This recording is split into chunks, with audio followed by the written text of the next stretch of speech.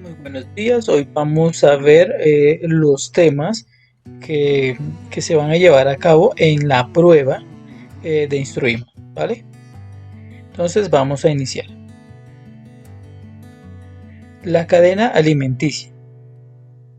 Cuando nosotros estamos hablando de la cadena alimenticia, describe el proceso de transferencia de sustancias nutritivas a través de las diferentes especies de una comunidad biológica, en la que cada una se alimenta de la precedente y es alimento de la siguiente.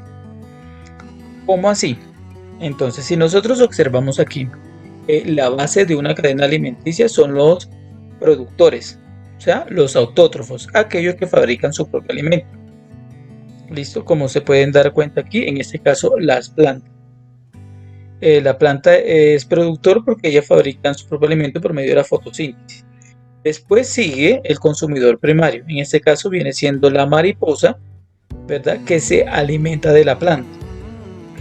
Después sigue el consumidor secundario, que en este caso viene siendo la rana, que se alimenta del consumidor primario, ¿verdad? Y por último, en esta cadena tenemos el consumidor terciario, que se alimenta del consumidor secundario. Si podemos observar, la flecha nos señala quién le sirve de alimento a quién. Por eso la flecha que va desde la planta hacia la mariposa indica que la planta se alimenta de la mariposa o le sirve de alimento a la mariposa. La planta le sirve de alimento a la mariposa. ¿Listo? En una cadena alimenticia, los productores son la base de la cadena, ¿verdad? Por eso los productores deben abundar más que el resto de los niveles que en ella se encuentran, en este caso en la cadena. Entonces la planta le sirve de alimento a la mariposa le sirve de alimento a la rana y la rana le sirve de alimento a la serpiente. ¿Ok? De esa forma se transmite la energía de un organismo a otro. Pasemos entonces al siguiente tema. Recursos naturales y la contaminación. Los recursos naturales son aquellos recursos que nos provee la naturaleza, ¿verdad? Como lo que es la madera, como el agua, como el aire, como el suelo, entre muchas. Pero nosotros, gracias a esos recursos, a esa manipulación de los recursos, nosotros podemos llegar a contaminar el medio ambiente si no le damos un buen uso a esos recursos. Por tal motivo, gracias a ese mal uso de los recursos, llega la contaminación. Gracias a esas necesidades que tenemos nosotros los seres humanos, llegamos a contaminar, ¿verdad?, nuestros recursos naturales.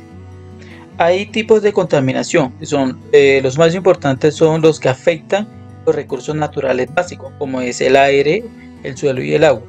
Este tipo de contaminación afecta al bienestar de las personas, animales, plantas de forma negativa.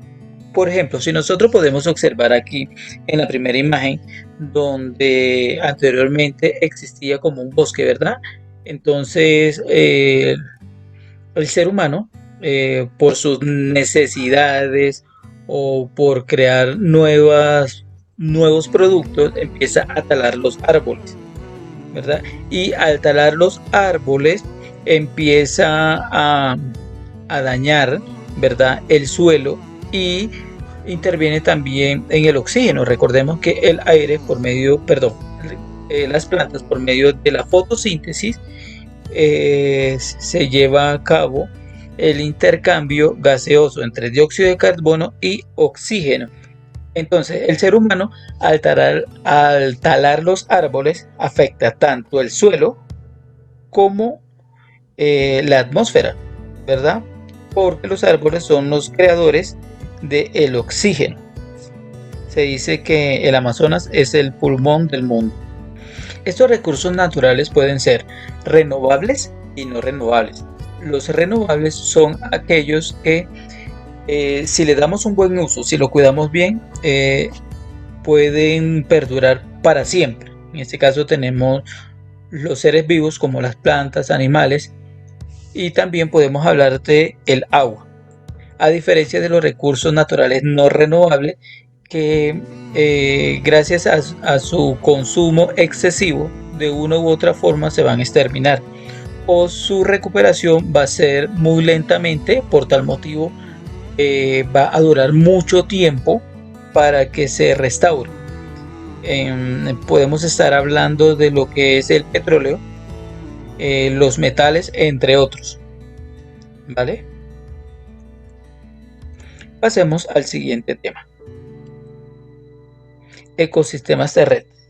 ¿Qué son los ecosistemas? El ecosistema es el conjunto de organismos que interactúan entre sí y su medio ambiente.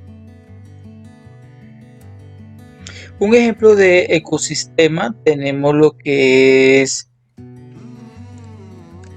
el desierto frío, que es un lugar con muy pocos organismos y se encuentra a temperaturas muy bajas. La taiga es un bioma caracterizado por sus formaciones boscosas de coníferas, siendo una de las mayores masas forestales del planeta. Tenemos el bosque templado, que se caracteriza por buena vegetación a unas temperaturas un poco altas. Ya ahí se sobrepasa lo que es 20-30 grados centígrados. Tenemos el desierto cálido, ¿verdad? Que aquí sí hay una temperatura muy elevada, hay poca vegetación, pero también hay organismos. En la sabana, que carece, bueno, al igual que el desierto también carece de precipitaciones. Acá en la sabana es muy poca, pero es mayor que en el desierto. Aquí habitan muchos organismos como plantas, cuadrúpedos, herbívoros, entre ellos. Las sabanas son extensas praderas donde abundan los pastos y las gramíneas. Y a diferencia de los bosques y las selvas, en ella no es frecuente encontrar agrupaciones continuas de árboles. A diferencia del desierto, que es es un clima muy árido, en donde las precipitaciones son escasas, como ya les había dicho anteriormente. Esto suele poseer poca vida, pero eso depende del tipo de desierto. En muchos existe vida abundante. La vegetación se adapta a la poca humedad y la fauna usualmente se resguarda durante el día para preservar la humedad. En los desiertos es muy común lo que es el cactus, ¿verdad? El cactus que posee un tallo muy grueso en el cual se ayuda para almacenar agua y tiene unas puyas, ¿verdad? El cual, además de protegerse de los depredadores, también permite de que el agua no se excrete o no se salga de la planta muy fácilmente. En la selva tropical ecuatorial o boscosa o bosque tropical húmedo, es la selva con bosque denso de clima tropical, que se caracteriza por tener elevadas precipitaciones y una elevada temperatura media. Ahora bien, los organismos se deben adaptar a los tipos de lugares, ¿verdad?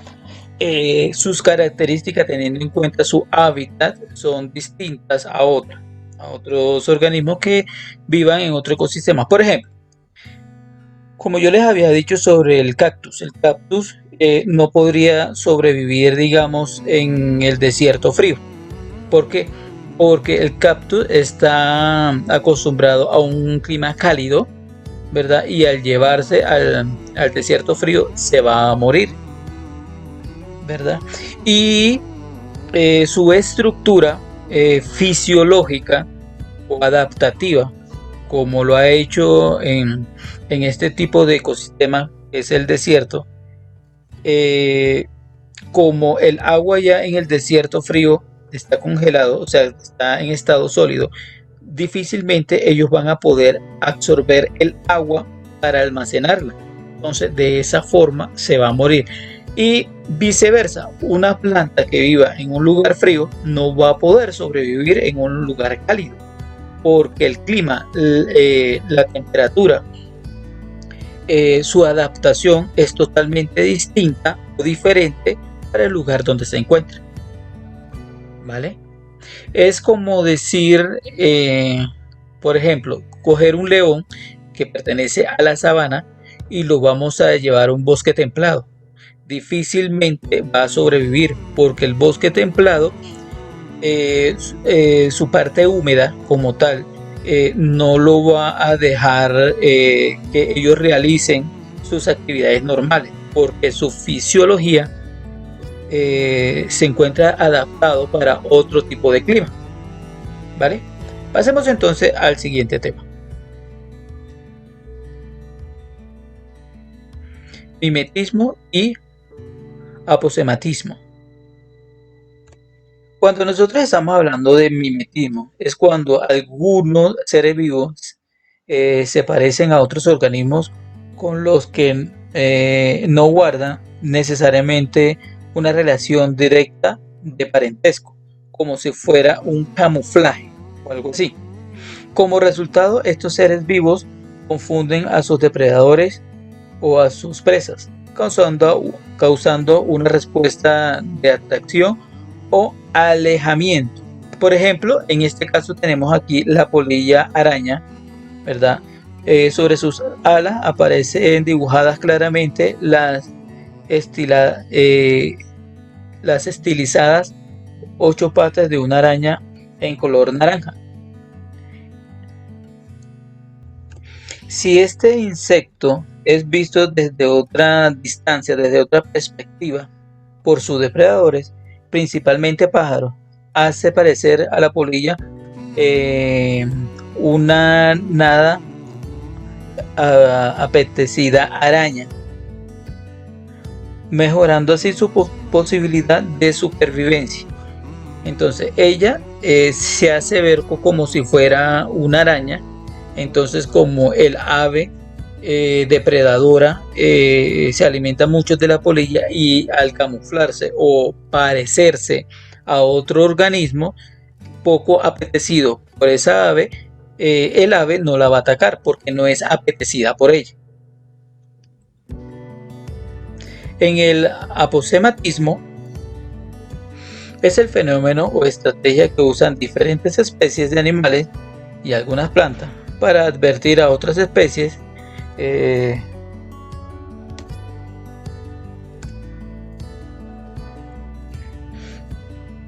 aposematismo es el fenómeno o estrategia que usan diferentes especies de animales y algunas plantas para advertir a otras especies de seres vivos de su toxicidad química, como en el ejemplo que se alcanza a ver sobre la rana dardo fresa, que ella muestra sus colores, haciendo ver a sus depredadores que es bastante tóxica gracias al colorido que tiene. Estas adaptaciones se llevan a cabo en algunas ocasiones para repeler a los carnívoros, o atraer a sus presas, o atraer a los organismos de su misma especie para aparearse, como se ve en el caso del mimetismo y el aposematismo. Listo, chicos, entonces hemos terminado aquí con los temas. Cualquier inquietud que tengan me lo hacen saber. Nos vemos en el siguiente tutorial. Bye, chao.